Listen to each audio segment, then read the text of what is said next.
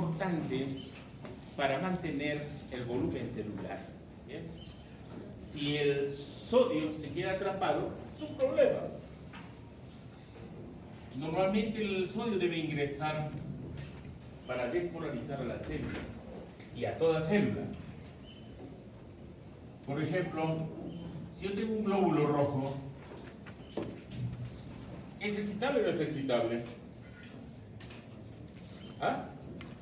Entra sodio para despolarizar, porque normalmente es negativo y positivo. Y cuando entra el sodio se hace positivo y afuera negativo. Eso se llama despolarización. Entonces, quien permite despolarizar, ¿quién es? El sodio. Pero si se queda atrapado el sodio acá adentro, entonces apliquen la ósmosis. ¿Entra agua o no entra agua? Entra agua y es un problema. ¿Bien? Ahora, normalmente nosotros tenemos lo siguiente. Hay unas células que son excitables, otras menos excitables. ¿Cuáles son las más excitables? Neuronas y las células musculares. ¿Ya? Pero el glóbulo rojo también es excitable, si no, no tendría vida. ¿Ya? Los huesos, los osteocitos son excitables también, si no, no estarían vivos. ¿Ya? Entonces, el sodio o natrio normalmente es de 135, 145 miliequivalentes por litro. Eso es el sodio.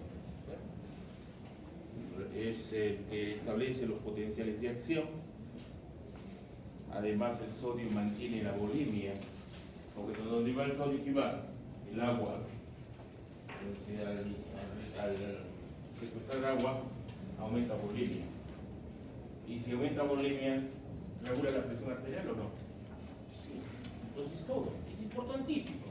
Y quien lo maneja viene a ser un sistema que se llama el sistema renina, angiotensina,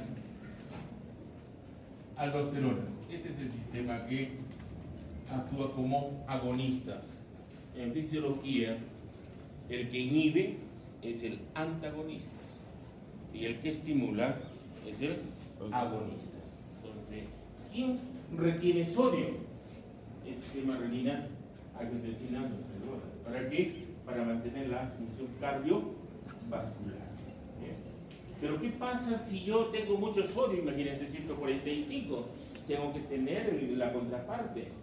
Tiene que desactivarse este sistema y activarse otro. Y ese viene a ser el sistema de los péptidos natriuréticos auriculares. Este más bien inhibe. Y lo tengo regulado. Ahora, ¿en qué condiciones yo tengo activación de este sistema? Entonces, en primer lugar, cuando disminuye el sodio en el medio interno, aumenta el potasio, aumenta los hidrogeniones, aumenta la ACTH, disminuye la volemia, disminuye la presión arterial. Entonces, todo esto desencadena que libere en el riñón una enzima, que es la renina. ¿Ya? Y normalmente se produce en el hígado un precursor de 14 aminoácidos que viene a ser el angiotensinógeno. Están transitando en plasma. Pero cuando hay esta condición, se libera renina y lo que hace es excindir 4 aminoácidos y nos deja un decapéptido de 10 aminoácidos, que viene a ser el la angiotensina 1. Esta angiotensina 1 va a sufrir otra enzima, que se llama enzima conversora de la angiotensina. De la angiotensina 1 le corta 2 aminoácidos, existe un enlace peptídico y nos da un octapéptido. Este octapéptido es la angiotensina 2. Y esta angiotensina 2 maneja el 70% del sodio en el túbulo contorneado proximal. Mira, 70%. En cambio, la aldosterona, ¿saben cuánto maneja? Tan solo 5%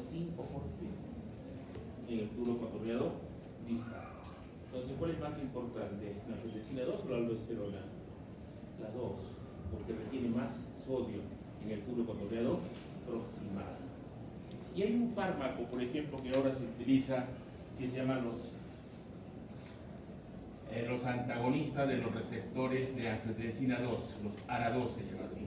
Eso viene a ser los ARTAC, no sé si han oído hablar. Su abuelo seguramente consume, su papá. En los ARTAC lo que hace es bloquear el receptor de angiotensina 2. Si yo bloqueo, ¿retengo sodio o no? No. Elimino el sodio. ¿Y qué va detrás del sodio? El agua. Antes la alternativa eran los AK, los antagonistas de calcio, como el amlodipino, el nifedipino, ¿no? Pero antes eran el enapril, los priles. ¿Qué hacían los priles? ¿No? Captopril, el enalapril, qué sé yo. Lo que hacía es inhibir a esta enzima, la EK. Y el error en los libros está en lo siguiente, que la EK, en una imagen les pone ahí pulmón, ¿no? Libera la EK.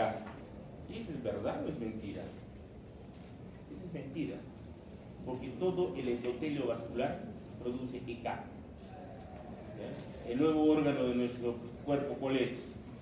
Endotelio, el más pesado. ¿Cuánto pesa el endotelio? 3 kilos a 3,5. Y es el origen de todas las enfermedades inflamatorias. ¿Ya? Entonces, y el problema aquí de esta enalapril, ¿cuál era? Provoca disfunción eréctil.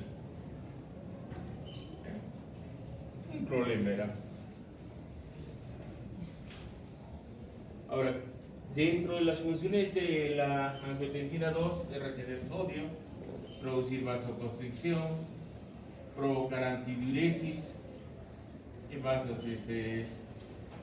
y es mitógeno, estimula el crecimiento de los miocitos. ¿Bien? Entonces, pero a su vez va a estimular a la glándula adrenal liberando aldosterona. Y la aldosterona lo que hace es retener sodio y eliminar potasio e hidrogeniones. Quiere decir que cuando la aldosterona esté elevada, nuestra orina es ácida. ¿Ya? Eso se pregunta en el examen. ¿Bien? ¿Por qué? La aldosterona, ¿qué hace? Produce secreción de protones o hidrogeniones. Ahora, el otro mecanismo que tienen ustedes es el sistema de los péptidos natriuréticos auriculares. Y como es un antagonista, hace todo lo contrario. Su propio nombre lo dice, natriuresis, ¿qué produce? Eliminación de sodio. Lógico. Y detrás del sodio, ¿qué va? El agua, entonces es diurético. Y si el otro era vasoconstrictor, ¿qué viene a ser? Vasodilatador, porque tiene que compensarse. Y si el otro era mitógeno de miocitas, que es antimitógeno. Ahora, ¿cuáles son los péptidos natriuréticos auriculares? Tengo el ANP, que viene a ser péptido natriurético auricular en las dos aurículas, derecha e izquierda. El BNP, que viene a ser el péptido natriurético de ambos ventrículos. El CNP, el péptido natriurético de hipotálamo y endotelio vascular. Y la urodilatina. La urodilatina, que es a nivel renal. ¿Qué hace? Lo que les he indicado: natriuresis, diuresis, vasodilatación y antimitógeno. Y como todo mecanismo en el ser vivo, tiene que estar regulado. En este caso, esto se llama equilibrio. ¿Ya? Debe haber un equilibrio entre el sistema renina-angiotensina aldosterona con el simpático y el natriurético. Si hay desequilibrio, eso nos va a provocar congestión vascular, cardiovascular o insuficiencia cardiovascular. ¿Bien? Si no hubieran preguntas, entramos a otro electrolito que es importantísimo, que es el calio, el potasio. El potasio es 3 a 5.5 miliequivalentes por litro. ¿Y en dónde se encuentra más el potasio? ¿Dentro o fuera de la célula? Dentro de la célula. Dentro de la célula. El 98% del potasio se encuentra secuestrado aquí. ¿Ya? El 98%. Y tan solo, ¿ya? 98%, y tan solo el 2% lo tengo aquí. Pero en los alimentos que yo incorporo, tengo potasio, por ejemplo, en las verduras, en los cítricos, en las frutas, fundamentalmente plátano, ¿no? ¿Qué más? En las carnes también tengo potasio. Entonces, uno de los problemas del paciente que tiene problema renal, insuficiencia renal, es el manejo del potasio. Ejemplo, un alumno va a una fiesta, ese alumno le da un cóctel, no bailaba, no hacía nada, era mudo el señor, pero con alcohol. ¿El alcohol estimula o inhibe? No estimula, eso se llama desinhibición. ¿Ya? El individuo se desinhibe, realmente inhibición, porque actúa sobre canales de cloro, y cuando actúa sobre canales de cloro se provoca hiperpolarización. Entonces nosotros, nuestra conducta, nuestra personalidad, nuestra planificación se encuentra en el área prefrontal. Entonces un alcoholizado ya no funciona con el área prefrontal, trabaja tan solo con el sistema límbico. ¿Ya? Sale lo animal que uno tiene. Es peligroso que tomen alcohol, salvo que tengan una conducta buena. Entonces miren, le dan el alcohol al alumno y el alcohol lo que hace es inhibir a la ABP, a la arginina vasopresina. Como su propio nombre, si yo lo inhibo, ¿qué pasa con la diuresis? La diuresis aumenta, y eso lo pueden comprobar, que el alumno comienza a amar el water de la casa a cada rato, porque se le llena la vejiga urinaria y el detrusor por presión va a estimular para que vaya al baño para evacuar. Entonces, ¿qué pierde más en la diuresis? La pregunta de Norma, aparte de agua va a perder sodio y va a perder potasio. ¿Qué pierde más por alcohol? Sodio. Lo que va a perder es más potasio, 10 veces más potasio que sodio, 10% de potasio y 1%. Quiere decir que se reabsorbe el 99% de sodio y 90% de potasio. Entonces, conclusión, se ha inyectado mucho potasio. Entonces, cuando el potasio se elimina, es un problema, porque van a llegar a una condición de hipocalemia, baja el potasio, hipocalemia. Y en hipocalemia aumenta el umbral, disminuyendo su excitabilidad. Esto es importante. Si no recuerden cómo es la resaca. En la resaca pueden tener buena postura o no. ¿Caminan en línea recta o van zigzagueando? ¿Les duele la cabeza o no les duele la cabeza? Les duele todo. ¿Y qué les falta? ¿Sodio o potasio? Potasio. Entonces van y comen su adobo. Es peor el adobo porque es una patada de hígado. Lo correcto debería ser consumir un cítrico, toronja de preferencia, pero a veces no hay toronja. Entonces agarran naranja o una limonada, que nunca va a faltar el limón en casa. Limonada, sin azúcar. Y van a ver que va a estar nuevamente para el ataque. Se ponen turbos. Entonces miren, el potasio tiene que ver con fenómenos de excitabilidad. La disminución de potasio, hipocalemia, el aumento de potasio, hipercalemia. Pero ambos son compatibles con la muerte. Porque cuando aumenta el potasio, disminuye umbral y aumenta la excitabilidad. Esa es la relación. ¿Ya? Entonces acá hay paro cardíaco y acá hay paro cardíaco. Los eventos son distintos. ¿Ya?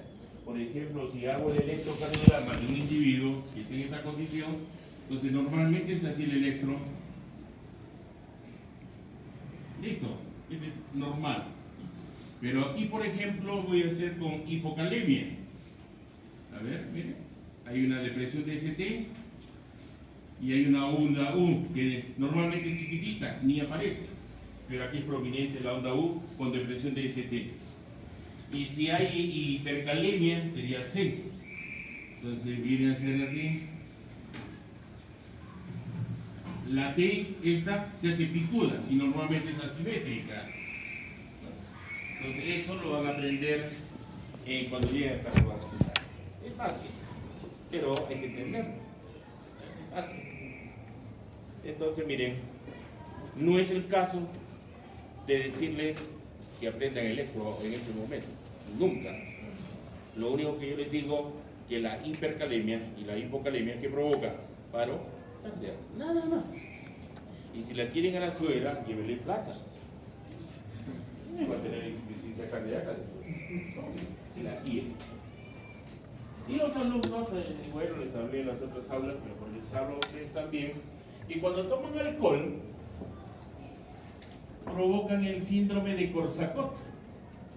¿Les hablé o no les hablé de esto? No, a veces me olvido.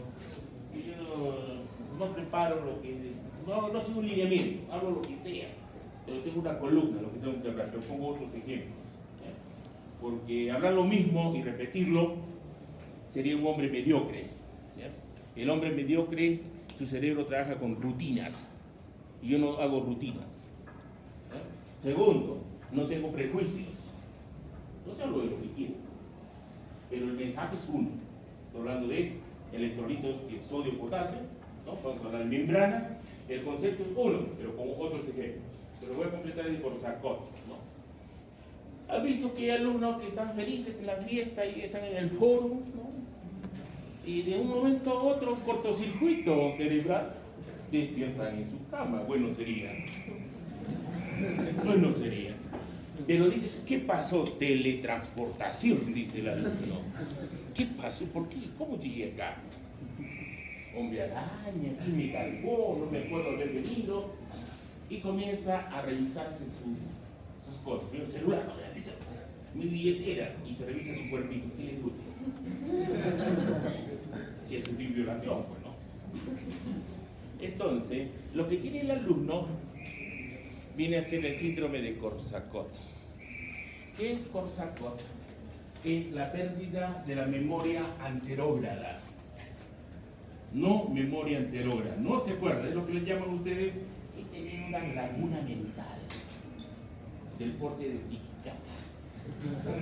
No me acuerdo cómo llegué a la casa, pero he llegado. Y lo bueno es que no me duele nada, me puedo sentar. No, les digo eso porque está peligroso ahora. ¿Conocen ustedes el GHB? No es un partido político, es un líquido, es el Violafácil. Ya vení de Lima, ya está acá. En la San Francisco y la Dolores, ya he visto yo. No lo consumo, pero ya he visto. A eso se le llama el Violafácil. Es un sedante hipnótico y provoca depresión del sistema nervioso central. Si a un viejito le doy, no puede dormir, y le doy clonazepam, ¿se duerme o no se duerme? Y es lo común en el pepeo. En el pepeo, ¿qué les colocan? Clonazepam. Entonces, lo que deben hacer ustedes inmediatamente, vaso que está servido, nunca lo tomen. Si no, oblíguenle a su compañero, ya tómatelo, si no saco el bisturí. Y voy directo al escroto. No deben nunca tomar lo que está servido. Nunca, nada, ni una gaseosa que está media, nada. Nada. De no, hombre y mujer, porque también los hombres están violando, delegado, ¿ya? No son solo mujeres. uno se da cuenta cuando en suspensión se pone la ley de Lambert-Beer en bioquímica. Uno puede ver en suspensión o no, y el diazepam se suspende porque es sólido, lo muele pero se ve. ¿Ya? En cambio el violapacid no se ve. ¿Ya? Es como el hidrato de cloral, igualito, es también otro violapacid. De tal manera que no se van a dar cuenta porque es líquido. Entonces, el alumno, ¿qué pasa aquí? Pierde la memoria anterógrada porque se bloquea por el alcohol bloquea a la vitamina B1. ¿Quién es la vitamina B1? La tiamina. Y la tiamina es cofactor de muchas enzimas cerebrales para la actividad metabólica cerebral. Entonces, ¿quién gasta más energía de nuestro cuerpo? ¿El corazón o el cerebro? El cerebro. 25% de lo que ustedes tienen en el red, ¿ya?, se lo sopla el cerebro.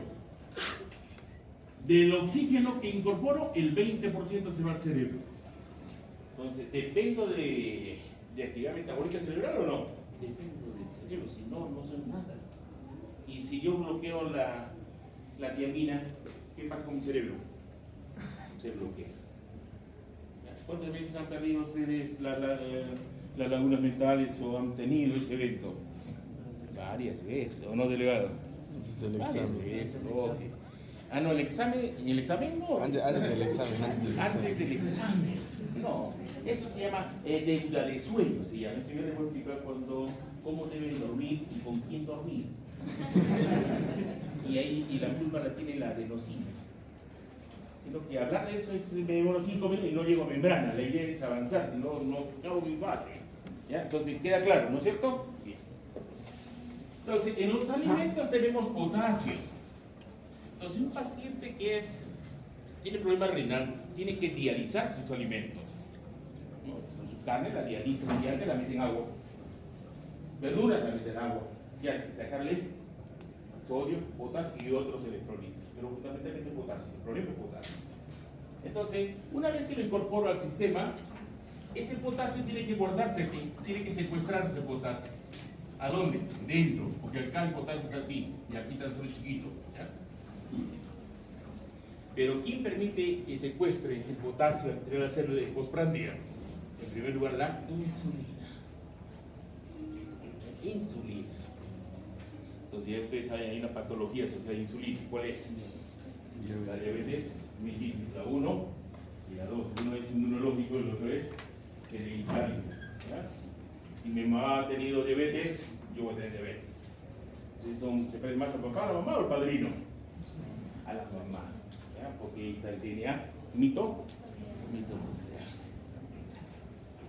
Entonces, y es colaborada en este secuestramiento de potasio por una catecolamina, que viene a ser la adrenalina o epinefrina y la aldosterona. ¿Y en qué casos fuga el potasio? ¿En qué casos sale? Hiperosmolaridad, ¿no? Ejercicio extenuante, ¿verdad? Lisis celular, acidosis y isquemia, injuria, infarto. En esas condiciones sale. Entonces, cuando ustedes están mucho tiempo en isquemia, el potasio que está dentro sale. No hay problema, por eso los hago parar. Para que no pierdan el glúteo. Simple. Y en cambio, en alcalosis se favorece el ingreso de potasio a través de la célula. No está simple todo en imagen para que cuando el alumno no viene a clases, tan solo estudia la diapositiva y no lo entiende. La idea es esa. ¿Ya? Vamos. Osmolaridad y osmolaridad. ¿Preguntas? ¿Ninguna? Hablemos de la osmolaridad. La osmolaridad viene a ser los osmoles en 1 litro de solución. ¿Ya? Que indistintamente lo vamos a utilizar en fisiología, porque la osmolaridad viene a ser en 1 kilogramo de solvente. Y nuestro solvato, ¿cuál es? Agua. Y la densidad del agua, ¿cuánto es? 1. Y hablar de 1 kilo y 1 litro de agua, al final es lo mismo. ¿Bien? Acá tengo condiciones en este sistema. Tengo 280 interno y externo 280. Quiere decir que hay un equilibrio. Hay una presión osmótica que impide que entre el agua. Entonces la célula no varía ni su tamaño ni su forma. Quiere decir que esta condición es isotónica. Ahí está, isotónica. ¿Por qué? Porque hay una presión interna que evita que ingrese agua. Esa presión que evita que ingrese agua se llama presión osmótica. Entonces, ¿qué viene a ser la presión osmótica? Es la fuerza que impide la ósmosis. Eso viene a ser. Y una célula depende de ello para mantener la función. Porque imagínense que una célula, tengo 200 aquí y acá tengo 280. ¿Ingresa agua o sale agua? Acuérdense la ósmosis. La ósmosis es el agua va donde hay mayor soluto. Entonces quiere decir que va a entrar agua. Y al entrar agua, ¿qué pasa con la célula? Aumenta de volumen.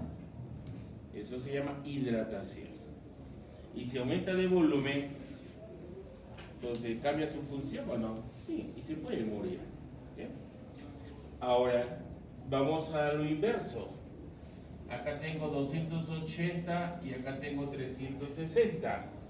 Entonces el agua va a ir de menor a mayor concentración.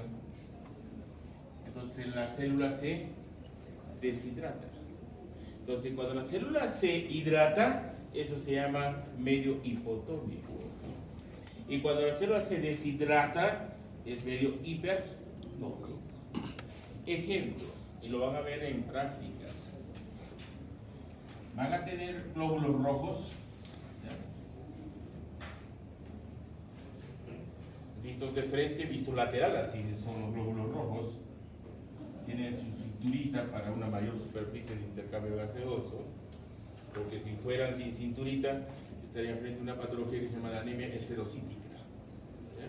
El problema es el citoesqueleto de la membrana del glóbulo rojo. No es problema de hierro, no es de B6, no es de B9 ni de B12. El problema es citoesqueleto de membrana. Bueno, entonces le van a colocar aquí sacarosa, van a trabajar. Y la sacarosa es un disacárido grande. Es el azúcar de mesa, es la sucrosa, que tiene glucosa más fructuosa.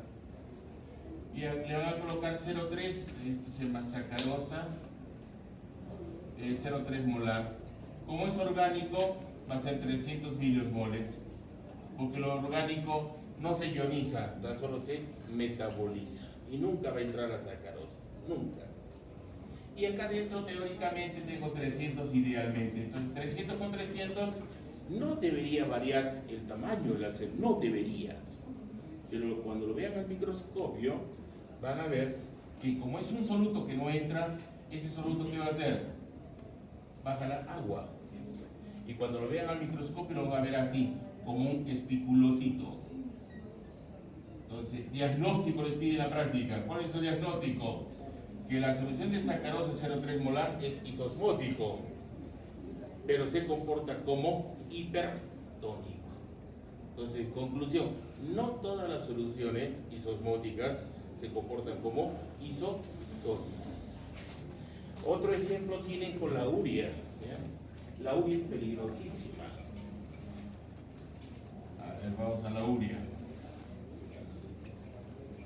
En la urea, ya ustedes saben que las proteínas que ustedes consumen, imagínense que han consumido carne de rata, les van a dar aminoácidos, y esos aminoácidos pueden formar sus propias proteínas endógenas, o estos se van a desaminar o se van a transaminar, eso conocen ustedes. Si se desaminan, me va a dar CONH2NH2, una molécula muy peligrosa, pero es chiquitita. Entonces, si yo hago mi célula, ¿ya? Entonces acá yo tengo 300 y le coloco 0,3 molar de urea, también es 300 porque es orgánico, entonces debe haber un equilibrio acá.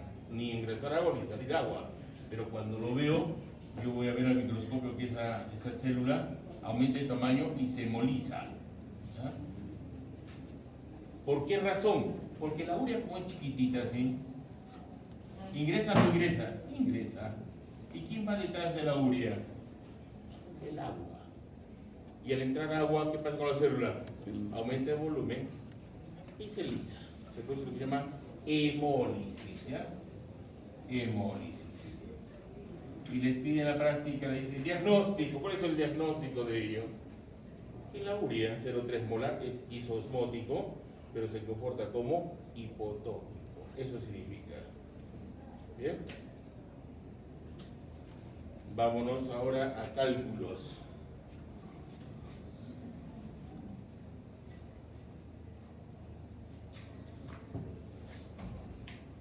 Ahí, presión osmótica, ya les dije que era la presión osmótica. ¿Qué era la presión? En la fuerza que impide la ósmosis ya. O si quieren, en la fuerza que opone el paso de agua a través de una membrana semipermeable. Normalmente el agua, ¿a dónde va? Donde está el soluto. Pero cuando llega acá en el equilibrio va a haber una fuerza acá que impide la ósmosis. ¿Cómo se llama esa presión? Se llama la presión osmótica. La presión osmótica. Y aquí tenemos el cálculo de osmolaridad. Cuando me pide osmolaridad plasmática, es sodio por 2, glucosa entre 20, más BUM, que es nitrógeno ureico sanguíneo, o urea entre 3. En los libros, en algunos libros, está en vez de 20, 18, y en vez de 3, 2.8. No sean problemas porque no varía en el cálculo. ¿Ya? No varía. Entonces háganlo redondear, fácil. ¿No? Ahora, si yo les pido osmolaridad efectiva, es sodio y glucosa, nada más. Si yo les pido osmolaridad plasmática, viene a ser el electrolito con los dos osmolitos, que vendría a ser glucosa y urea. ¿Estamos de acuerdo? Ahora, esto es para lo orgánico. Para lo inorgánico, por ejemplo, del cloruro de sodio al 0,9%, ¿cómo calculo la osmolaridad? Primero tengo que calcular la molaridad. Un mol de cloruro de sodio pesa 58.5 gramos en un litro. ¿De dónde sale el 58.5? Del sodio 23 más el cloro 35.5, les da 58.5. Si esto lo convierto a litro, sería 9 gramos por litro, así sería. Entonces digo, ¿cuántos moles será 9 gramos por litro? Litro con litro se va y hago esa regla de 3 simple y me va a dar 0,154 molar. ¿Ya? Acuérdense de este valor, porque si lo hago en milimolar sería 154 milimolar. Y como tiene una sola carga, va a ser 154 para el sodio y para el cloro también igual 154, porque son dos iones, anión y catión. Pero eso ya es relativo para entender lo que está en los libros. Lo que me interesa es esto, la molaridad.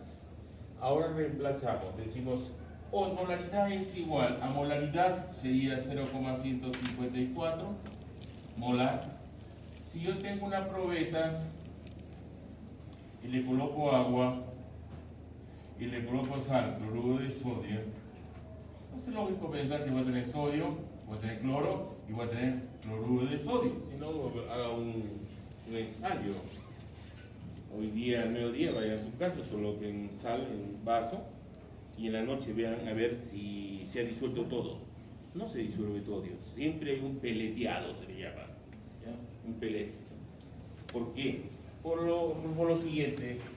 De 100 moléculas de cloruro de sodio, voy a tener 92 de sodio, 92 de cloro y voy a tener 8 que siguen siendo ¿qué? Cloruro de sodio. ¿Ve? Ahí recién encuentro lo que es el fin, ¿Qué es el phi? El coeficiente de ionización. ¿Y cuánto es el coeficiente de ionización? 0,92 a 0,94, de acuerdo a los libros.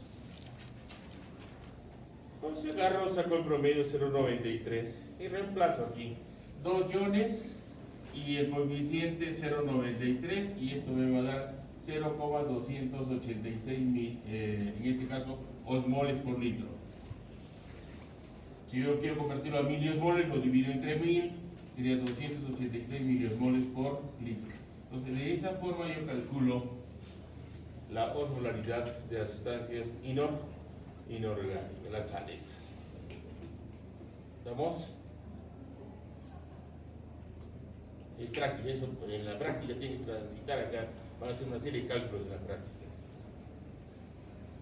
Y por último, entramos a la ecuación de Van Hoff. ¿Qué nos dice la ecuación de Van Hoff? La ecuación de Van Hoff nos dice la presión osmótica es igual pi a n por r por t. Eso significa, ¿ya? Pi es n por r por t. N es el número de osmoles, r la constante de los gases y t la temperatura absoluta. Si ustedes recuerdan, esa es la ley de los gases ideales, ¿ya? Gases ideales. Y funciona igual para la osmolaridad. Entonces 1 sería el número de osmoles por 0,082, ya saben, por mol, por atmósfera, por litro, ¿no? Y por grado Kelvin.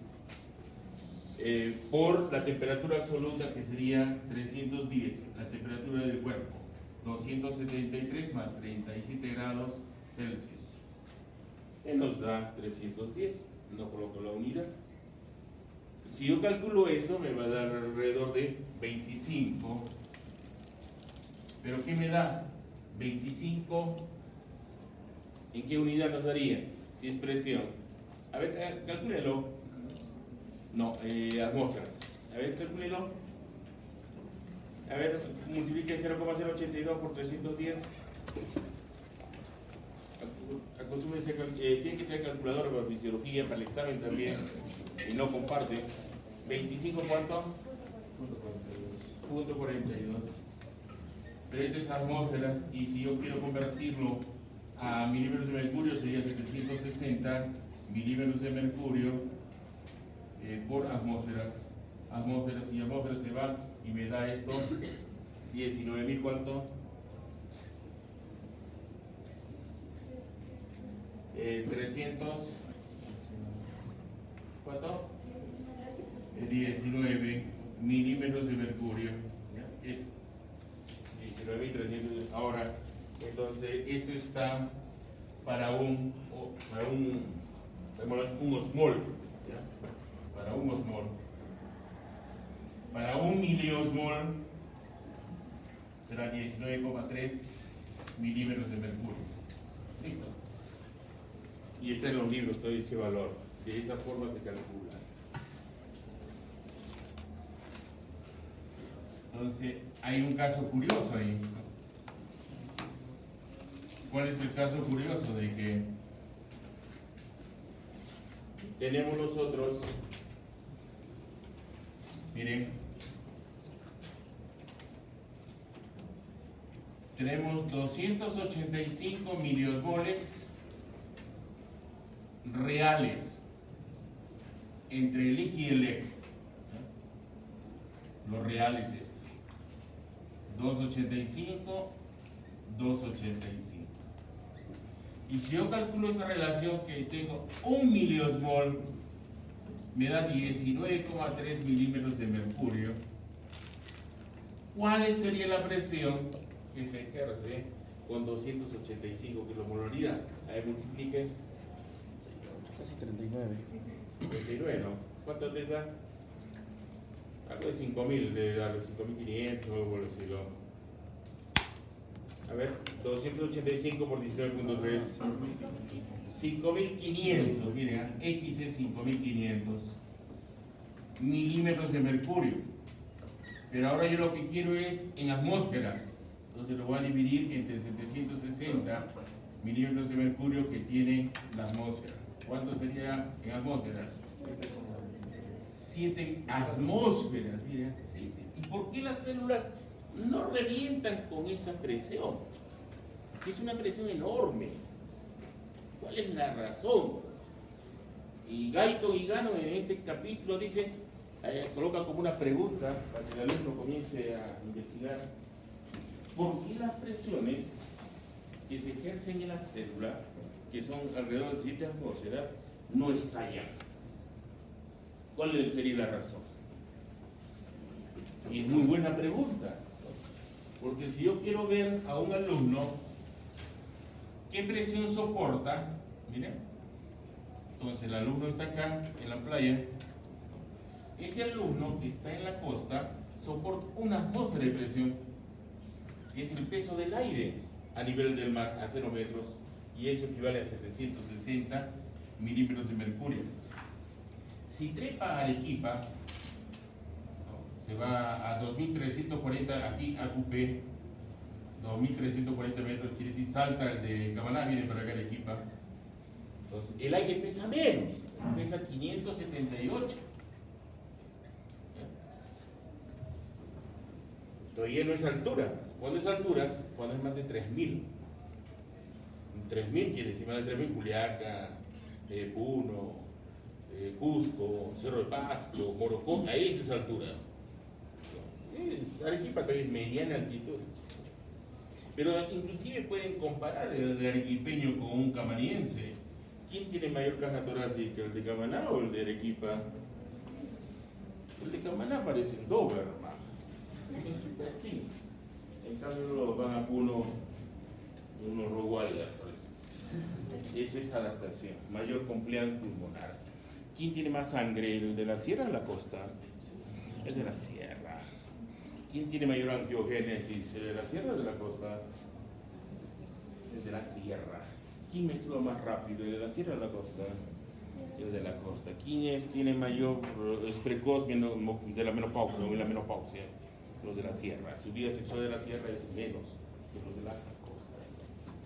Entonces, eso, hay una fisiología, es una nueva raza, el hombre de los Andes. Es distinto, totalmente distinto a lo que es a nivel del mar. Miren, una atmósfera, pero ya nos afecta. Si este se sumerge por cada 10 metros de profundidad, miren, 10 metros, entonces a 10 metros ya tiene 2 atmósferas. ¿Por qué? Por cada 10, 1, más la de afuera, 2. A 20 ya tiene 3 atmósferas, etc. Pero cuando entra 3 atmósferas de presión, el individuo, ¿hay un buzo acá? No. ¿Hacen buceo? No. A 20, a 30 metros, ¿no? Comienza a tener narcosis. Es como que hubieran estado con Johnny Walker, han tomado con su Red Bull. Pero si llega a 4 o 5 atmósferas, es un riesgo tremendo el nitrógeno. El nitrógeno es inocuo acá, pero a profundidad forma gas, forma burbujas. ¿Y esa burbuja dónde se coloca? ¿Dónde se ubica? Cerebro, huesos, articulaciones, y uno puede morir, ¿ya? Por embolia. Hay unas cámaras de descompresión para que no haya ese efecto. Entonces, ¿cómo las células, miren, si acá tenemos ya problemas acá con 3 atmósferas, ¿por qué las células a 7 atmósferas no tienen ningún problema? ¿Cuál es la razón? Entonces, eso van a investigar. La próxima clase me por algo. Entonces, el problema es que no los tengo en sistema aún. Por eso no los voy a polista y no los conozco, que yo los hubiera conocido por nombre y apellido. Por imagen ya lo conozco ya, porque tengo aquí lo fusiforme y he sacado fotografías. Entonces ya tengo en mi mente quiénes son más o menos, pero no sé ni nombre y apellido, no sé. Para eso sirve el listado, pero no lo tengo todavía el listado. Hasta ahí, ¿alguna pregunta? Ninguna. Párense, por favor. Isquemia, injuria, infarto.